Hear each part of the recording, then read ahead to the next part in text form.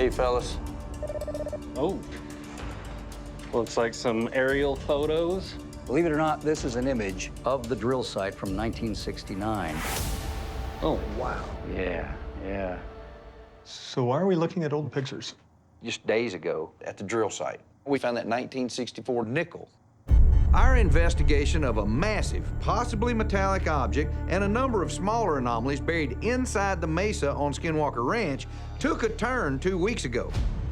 While searching through drilling spoils that came from nearly 470 feet in our second borehole, we found what could be an engineered ceramic material related to some kind of highly advanced technology.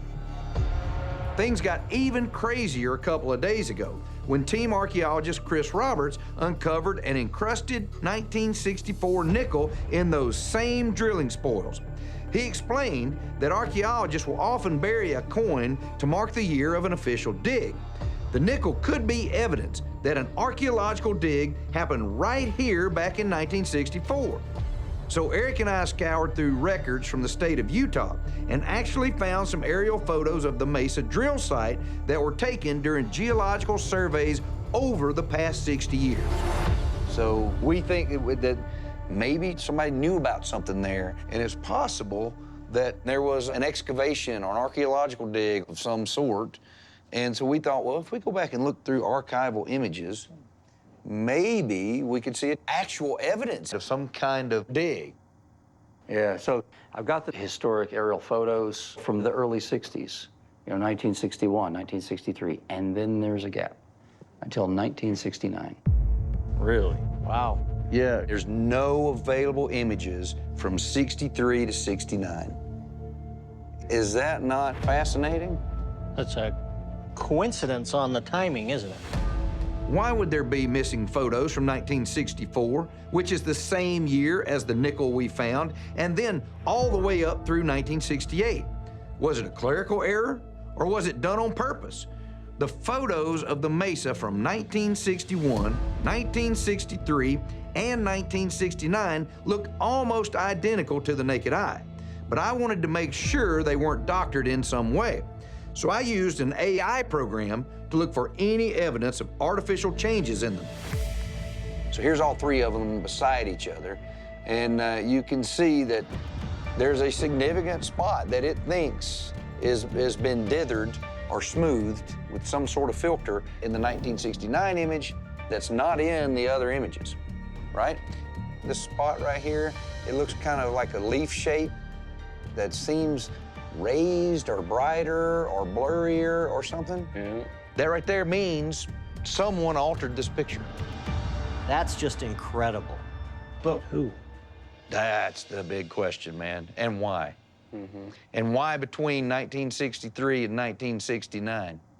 Why are there no archival photos, and why was this photo altered? I mean, the fact that it was doctored indicates a cover-up. If there's no cover-up, why doctor the photos? Interesting. Definitely gonna dig in and see what else we can find as we move forward up in the Mesa. All right, well, thanks, guys. Let's get it and head out there. We've been working to drill our second, approximately 600-foot-long borehole up through the Mesa so that we'd have two identical boreholes positioned on either side of the massive object buried in there. And once borehole 2 was complete, our plan was to insert scanning devices into both boreholes so we could study what all these anomalies inside there are. But after finding those ceramic pieces in the spoils, we've decided to stop drilling borehole 2 so that we don't further damage whatever it is that's in there.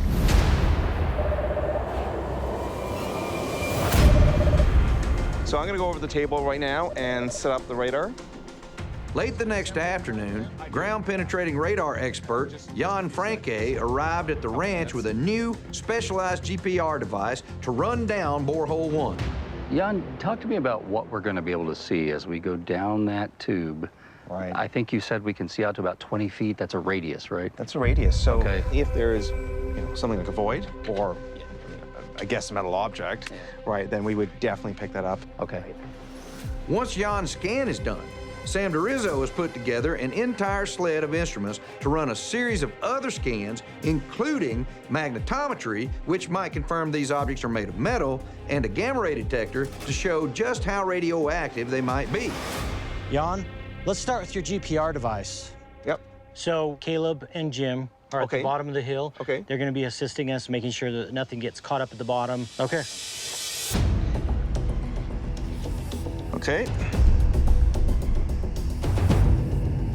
All right, the GPR is in the pipe. We're going to start our slow, steady descent. I'm gonna get my handheld instrument out of the Jeep and I'm gonna kind of walk up the Mesa. Yeah, great. Sounds good. All right, man.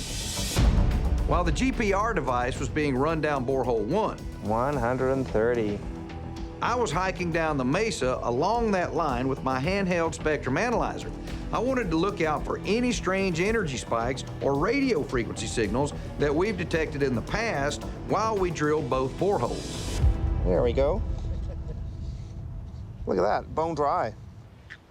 Awesome. Awesome. Look how clean it is. We just put an instrument from the top of the Mesa down to the bottom for the first time. It worked perfectly. We should get really good data out of this. I'm gonna head down right now and get started on that. That sounds great. Okay, see you guys. All right, Sam, you're up. Yeah, just need to go get it recording and then we'll send it down. So you're going to be collecting the profile, the magnetometry data, and the radiation. Awesome. Let's do it. What is inside of this mesa? And might there have been a deliberate effort to conceal something? I want to get magnetometry information. I want to get side-looking, ground-penetrating radar measurements from borehole 1. I'm anxious to take a look at the data and look for meaningful correlations.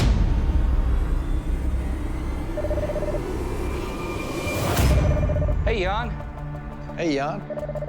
Hey guys, good to see you. I'm excited to show you what I've got. Later that night, Jan Franke and Sam DeRizzo already had their data from borehole 1 processed, so we couldn't wait to see what they might reveal about the buried objects in the Mesa. I'm gonna share my screen and... All right, does everybody see this? Yes. Okay, great. So this is the GPR scan that I took in borehole 1. Along the x-axis, we see the number of meters down the hole. I'll move through the scan, going kind of deeper into the borehole as I advance. So let's go down, 30, 40. We're down 50 meters into the hole, which is about 165 feet. Nothing to talk about until you get to about 270 feet to this. Wow. Look at that. Oh, wow. What is that?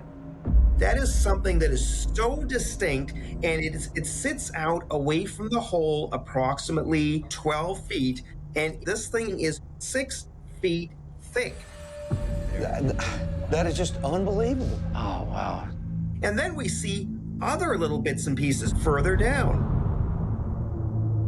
So this is about 270 to 280 feet in. It's the same place. The same place that your data, Sam, was picking up the anomalous data.